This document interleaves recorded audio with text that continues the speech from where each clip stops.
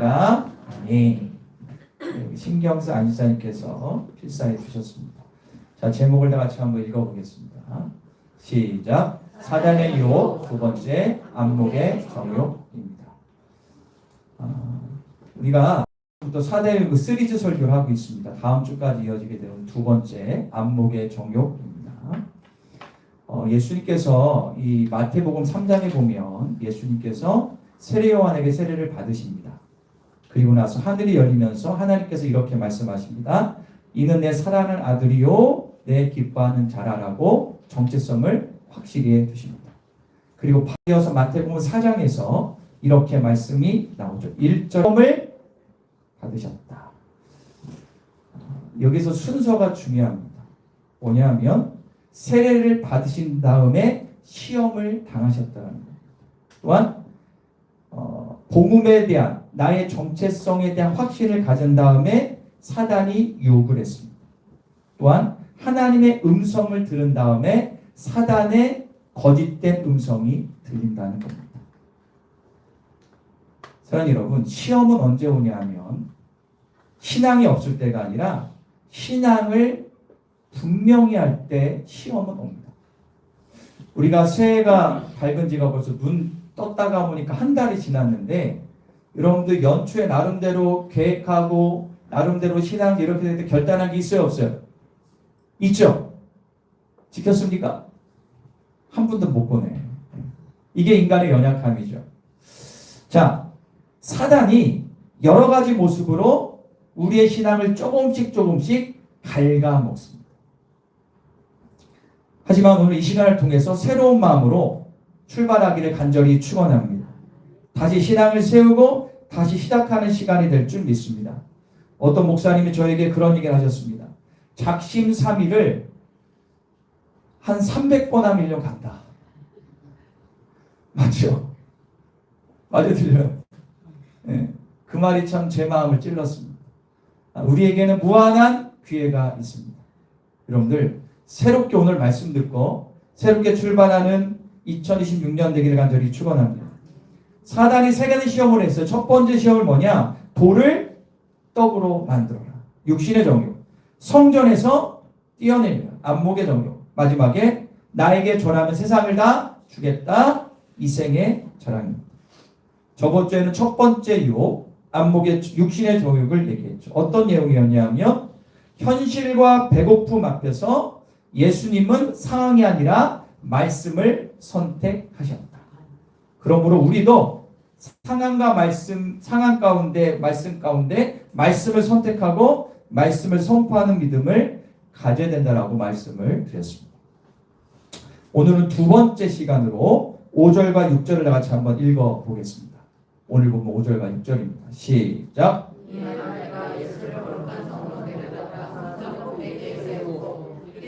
내가 만일 하나님의 아들이 뛰어내리라 기록되었을 때 그가 너를 위하여 그 사역 명하시리니 그의 손으로 너를 받들어. 오늘 말씀에서 두 가지 우리가 주목해야 될 게 첫 번째는 뭐냐면 마귀도 말씀을 인용한다는 겁니다. 6절에 보니까 기록되었을 때라 나오죠. 말씀을 얘기하는 겁니다. 기록되었다는 것은 누가 얘기한 거예요? 마귀가 얘기한 겁니다. 그러니까 마귀도 말씀을 인용한 겁니다. 여러분들, 마귀는 하나님을 부정하지 않고요. 말씀의 능력도 부정하지 않아요. 대신에 말씀을 이용합니다. 이단들이 그렇잖아요. 그죠? 똑같이 요한계시록인데 이단들이 가르치는 요한계시록은 결국에 이만희로 끝나는데 그죠? 거기에 기존의 신자들을 어떻게 해요? 다 유혹하고 지옥자식 만듭니다. 그래서 우리는 말씀을 따를까요? 교회 안에서. 교회 밖에 성경 공부는 다 뭐다? 이단으로 아시면 됩니다. 그냥 그렇게 아시면 됩니다. 그리고 목사님의 설교와 가르침 안에서 검증된 매체와 검증된 영상으로 여러분들은 가르침을 받아야 됩니다. 할렐루야. 요즘 유튜브가 너무 요상스러운 게 많아가지고 여러분들 유튜브를 보실 때 좀 조심하셔야 됩니다. 잘 모르겠으면 누구한테 물어봐요? 저한테 물어보면은 답변을 드리겠습니다. 자, 그리고 두 번째로 유념할 게 뭐냐면 오늘 마귀가 예수님을 시험했던 장소가 어디냐? 5절을 보세요. 보이세요? 5절에 보니까는 거룩한 성, 예루살렘 성전을 얘기하고 있습니다. 자, 성전은 어떤 곳이죠? 기도하는 예배 처소, 그죠? 가장 거룩해 보이는 공간이고 사람들이 많이 모임. 그 당시에 예루살렘 성전 사람이 엄청 많이 모였었거든요. 알 수 있는 게 뭐냐? 마귀는 광야가 아니라 성전에서 예수님을 시험하신 거예요. 이 말은 뭐냐면 안목의 정욕은요, 신앙의 옷을 입고 찾아가는 거예요. 밖에서가 아니라 신앙생활 안에서 안목의 정욕, 사단의 속삭임이 일어난다라는 사실입니다. 이 두 가지를 유념하고 우리가 본격적으로 말씀을 볼 텐데요. 우리 한번 다 같이 큰 제목 볼까요? 요 다음 거 읽겠습니다. 시작.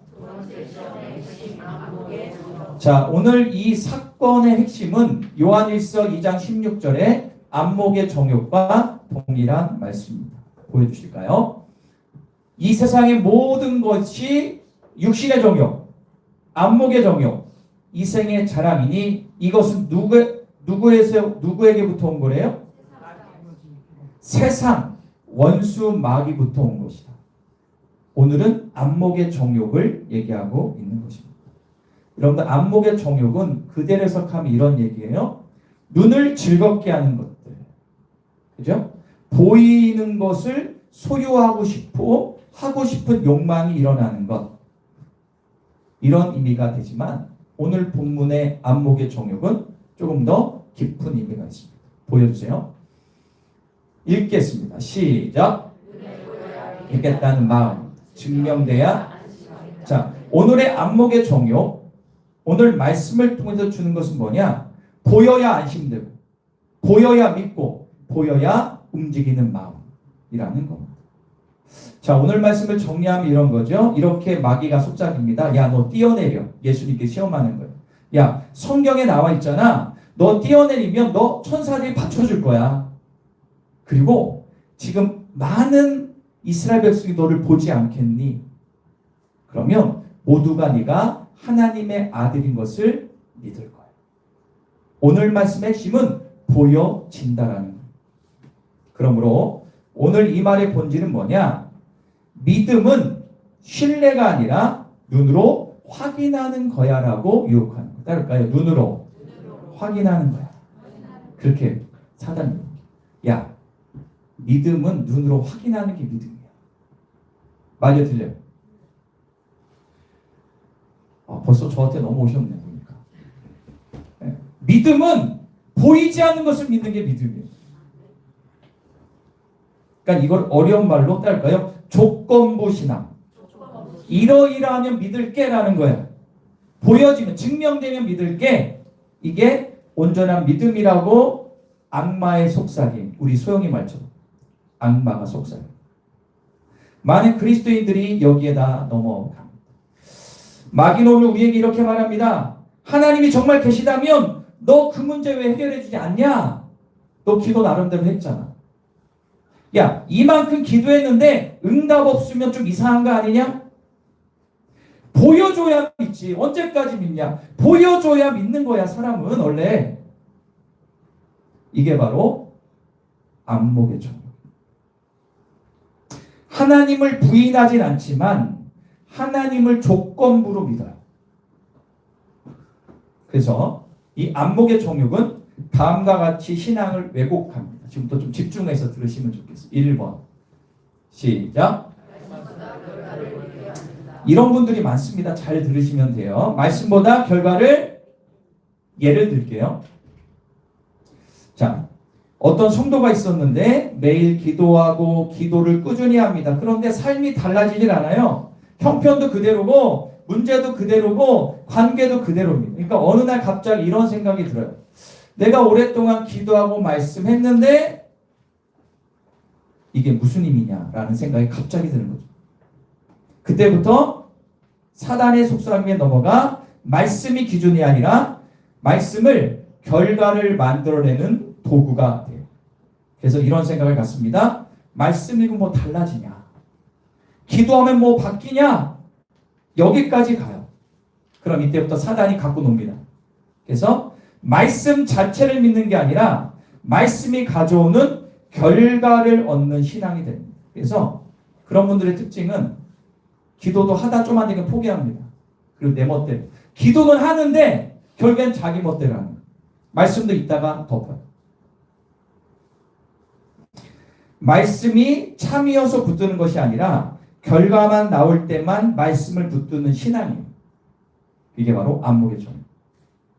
여러분들은 말씀을 붙드십니까? 말씀의 결과만 붙드십니까? 두 번째, 2번입니다. 시작. 자, 또 예를 들게요. 예를 들어 채집사, 우리 교회 채집사 없죠? 가상의 인물이에요. 채집사가 있는데 간절히 기도합니다. 자녀 문제로 엄청 기도합니다. 주여 내 자녀 기도합니다. 그런데 아무리 기도해도 이 XY가 변하지 않네. 그러자 이렇게 속삭입니다. 하나님, 이번 문제만, 이 자녀 문제만 해결해 주시면 진짜도 예수를 잘 믿겠습니다. 이것도 맞죠? 그런데 그 속에는 이런 기도입니다. 하나님, 먼저 보여주세요. 그러면 믿을게요. 내 자녀가 변화되면 하나님 더 믿겠습니다. 라는 기도입니다.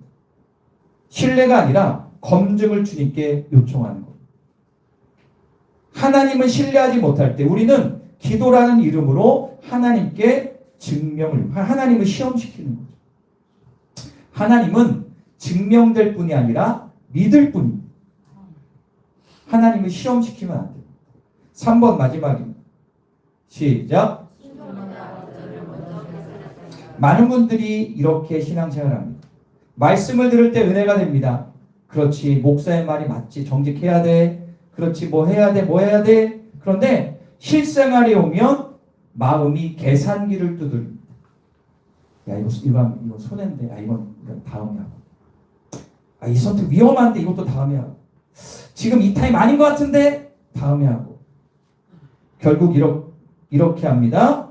하나님, 조금 더 안전할 때 할게요.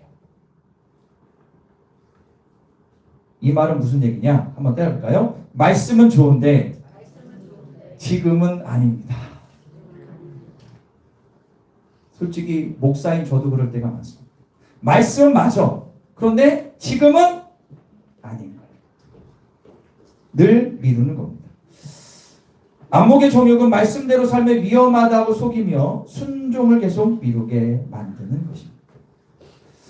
여러분, 오늘 이것은 믿음이 아니죠. 맞았죠? 이건 조건부는 믿음이 아닙니다. 오히려 하나님을 시험하는 겁니다. 자, 오늘 본문 7절을 볼게요. 7절. 시작.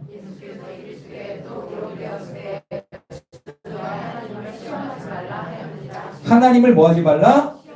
하나님을 시험하지 말라라는 거예요.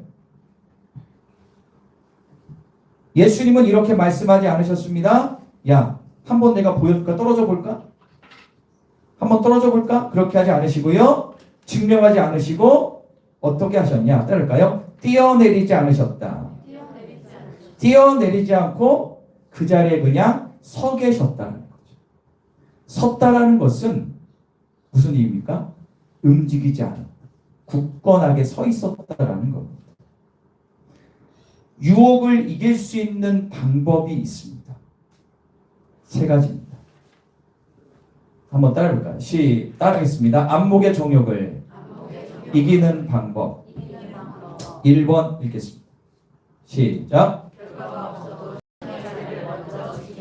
이게 가장 중요합니다. 여러분들 히브리서에 보면 뭐라 나오죠? 믿음은 바라는 것들, 실상이 보이지 않는 것들의 증거가 믿음의 기초입니다. 안목의 정욕 이렇게 얘기합니다. 아무 변화도 없는데 그만해도 되지 않겠니? 라고 살짝 튕기는 거죠. 그러나 믿음은 이렇게 선택합니다. 아무 변화가 없어도 나는 오늘 이 자리에 서 있다는 거예요. 기도응답이 없어 난 기도 자리를 지켰다. 예배 감동이 없어도 예배 자리를 떠나지 않겠다. 말씀을 읽어도 깨달음이 없어도 말씀을 덮지 않겠다. 그래서 결과가 없을 때 자리를 지키는 신앙. 한번 따라볼까요? 결과가 없을 때 자리를 지키는 신앙. 이게 쉽지 않지만 힘들어도 끝까지 여러분들 예배와 기도와 말씀의 자리를 지키시기를 축원합니다. 이게 믿음의 기초입니다. 고린도서 13장이 사랑장인데 사랑장의 처음과 마지막이 인내를 위해서 인내를 구는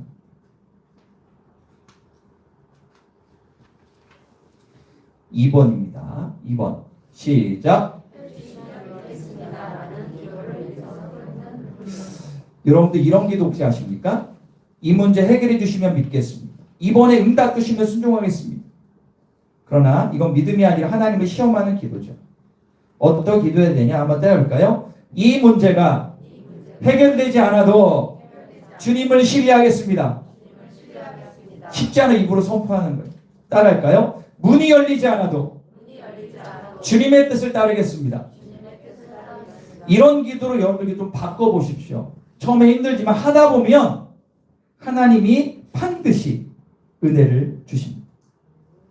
기도 바꿔보세요. 3번입니다. 시작.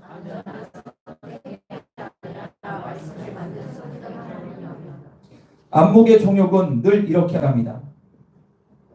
이게 제일 안전한 거다. 손에 안 보는 길이다. 확실히 이쪽으로 가야 된다라고 우리를 자꾸 환경과 경험과 스펙으로 우리를 유혹하지만 믿음은 이렇게 말합니다. 야, 이게 말씀에 맞는 얘기냐?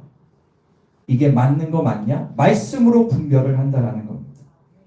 손해가 보이지만 정직하게 선택하는 것. 알아주지 않아도 바른 선택을 하는 것. 실패할 수 있어도 말씀의 편에 서는 것. 이것이 보이는 것을 따르지 않고 말씀을 따르는 삶의 선택이란 사실입니다. 정말 여러분들 세상이 만만치 않습니다. 제가 이 말씀을 준비하면서 그럼 이 말씀을 가장 현실적인 자리 어떻게 이걸 우리에게 적용할 수 있을까라고 했을 때 주님 주신 마음이 있었습니다. 이 안목의 정욕을 가장 현실적으로 적나라하게 드러나는 신앙의 핵심이 뭐냐? 따를까요? 11조. 안목의 정욕이 가장 적나라하게 드러나는 것이 11조입니다. 갑자기 고개 숙이시는데 제가 말씀드린 건 11조뿐만 아니라 물질 얘기하는 겁니다. 여러분들 세 가지 교훈을 말씀드릴게요. 잘 들어보세요. 1번입니다. 시작.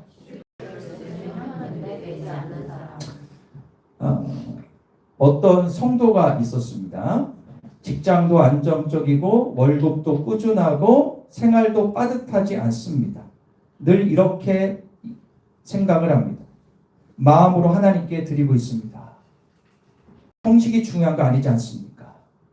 유튜브를 보니 11조는 그게 아니라고 해요. 그러니까 11조를 안 낸 이유는 믿음이 없어서가 아니라 계산이 너무 정확합니다. 삶이 발라요.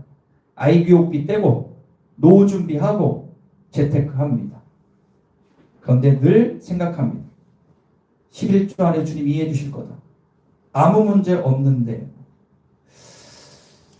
그래서 삶이 별로 어렵지 않습니다.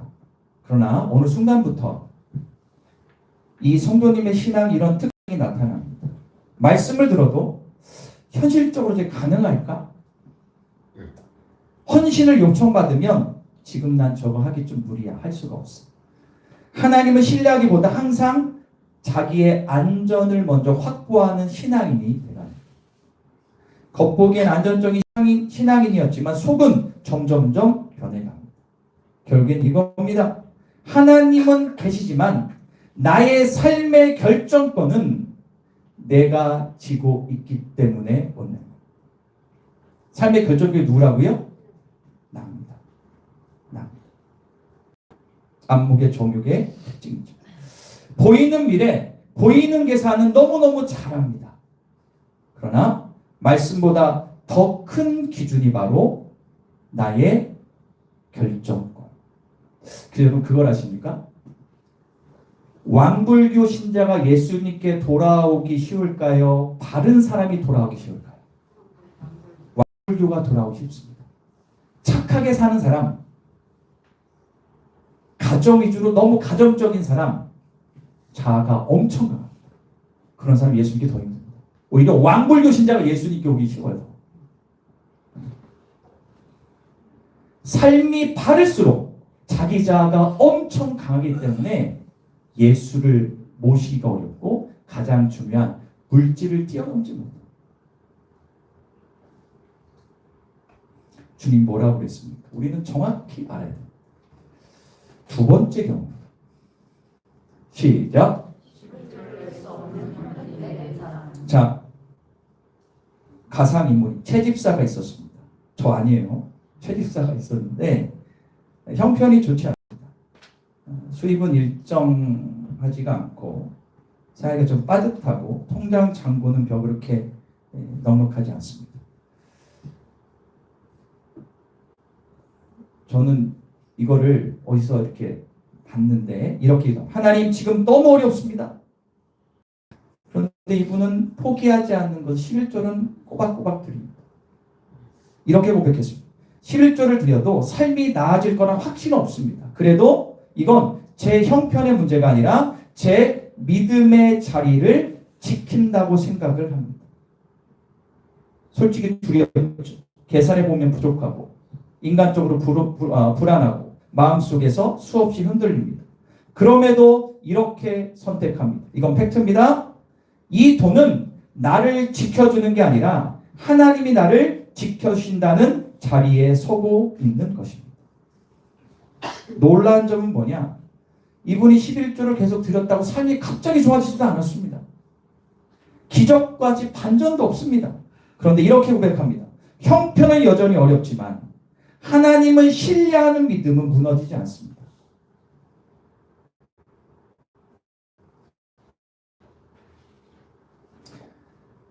하나님에 대한 나의 신앙의 고백이 물질이기 때문에 그렇습니다. 세 번째입니다. 시작. 네. 요거는 실화입니다. 이 집사님은 11조를 하지 않는 분이 아닙니다. 형편 괜찮으면 해요. 보너스와도 해요. 일이 잘 풀 때 합니다. 그래서 늘 이렇게 생각해요. 나는 11조 하는구나. 그런데 완전하게 안 합니다. 문제는 기준입니다. 말씀이 기준이 아니라 상황입니다. 2024년도 5월이 됐습니다. 예상치 못한 일이 생깁니다. 아이가 갑자기 병원에 입원했습니다. 갑작스럽게 차를 수리해야 됩니다. 수입이 줄어듭니다. 그날 헌금 봉투 들고 긴장합니다. 이거 어떻게 되냐. 자동적으로 합리적 얘기합니다. 이번 달, 다음 달에 내자. 다음 달에 또 채워지니까. 하나 이해하시겠지? 다음 달 형편이 나아지면 내야지. 라고 이번 달 11조는 보류. 그런데 논란으로 다음 달에 또 일이 터집니다. 남편이 갑자기 뭔 일이 났어. 그래, 이번 달 그냥 넘어가자. 이분은 어떻게 됐을까요? 4개월까지 못 냈습니다. 그런데 5개월째 됐는데 못 내더라고요. 못 내요. 그러니까 11조를 신앙 고백이 아니라 상황 조절 버튼으로 생각합니다. 그리고 여러분들 그분이 이걸 깨달은 뭘 깨달냐? 11조를 드리는 게 아니라 형편이 허락될 때만 나는 주님을 의지했구나. 왜요? 물질과 신앙은 같이 합니다. 이 질문 앞에서 우리는 더 이상 남을 볼 필요가 없습니다. 자기 자신을 보게 됩니다. 어떤 목사님이 그런 말씀을 하시더라고요. 그날 이제 목사님이 1년에 한두 번 이제 설교하신, 저도 1년에 한두 번 물질 설교 하는데, 그날 물질 설교 딱 하는데, 오랜만에 어떤 성도가 온 거예요. 왔는데, 자기는 막 설파하는데 주분이 갑자기 뒤에서 보더니 막 고개를 푹 숙이고 하는 거예요. 그래서 이 목사님 왜 그러지? 그분이 교회가 크니까. 그런데 그날 교회 통장에 갑자기 30만 원이 들어온 거예요. 그래서 뭔가 하고 사람들이 막 분석했는데 무명이야. 근데 나중에 전사해 보니까 이분이 그동안 11조를 계속 내다가 안 낸 거예요. 근데 목사님 그날 그걸 딱 들었어.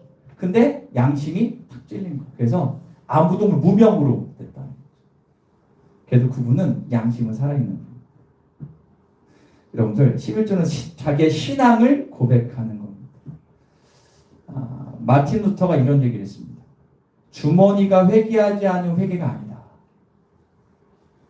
여러분들 많은 분들이 그렇게 얘기합니다. 특히 젊은 분들, 저를 포함한 젊은 분들은 자기가 하고 싶은 거, 어떤 그 취미 활동 이런 데는 돈을 엄청나게 씁니다.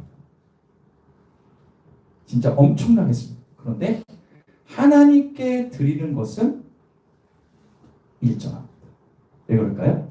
하나님의 내 삶의 주인이 아니기 때문에 그렇습니다. 하나님이 나를 지켜둔가 여기지 않기 때문에 그렇습니다. 그냥 듣고 참고만 하는 겁니다. 주님은 그걸 보십니다. 저는 여러분들이 온전한 믿음을 갖기를 원합니다. 진짜 믿음. 할렐루야. 목사가 원하는 건 뭘까요? 여러분들의 믿음이 성숙하게 원하죠. 그러면 물질을 반드시 뛰어넘으셔야 돼요. 이거 못 뛰어넘으면 신앙 절대 성장할 수 없습니다. 여러분 마음 가운데 이 은혜가 넘쳐나기를 간절히 축원합니다. 말씀을 정리합니다. 따를까요? 안목의 정욕, 조건부 신앙. 이거 하면은 제가 믿겠습니다. 여러분 이런 믿음이 아니라 믿음은 그냥 주님을 말씀대로 믿는 것입니다. 할렐루야. 상황에 따라 변치 않는 믿음 되기를 축원합니다. 돈 때문에 무너진 신앙 되지 않기를 축원합니다. 믿음은 통장을 열어보고 판단 결정하는 게 아니라 하나님 자체를 믿음으로 취하는 것임을 믿기를 축원합니다. 결과가 없어도 예배 자리에 응답이 없어도 기도의 자리에 마음이 흔들려도 말씀 앞에 오늘 내가 섭니다. 그럴 때 주님께서 마지막에 채집사야 내가 너를 기뻐했다 말씀하시고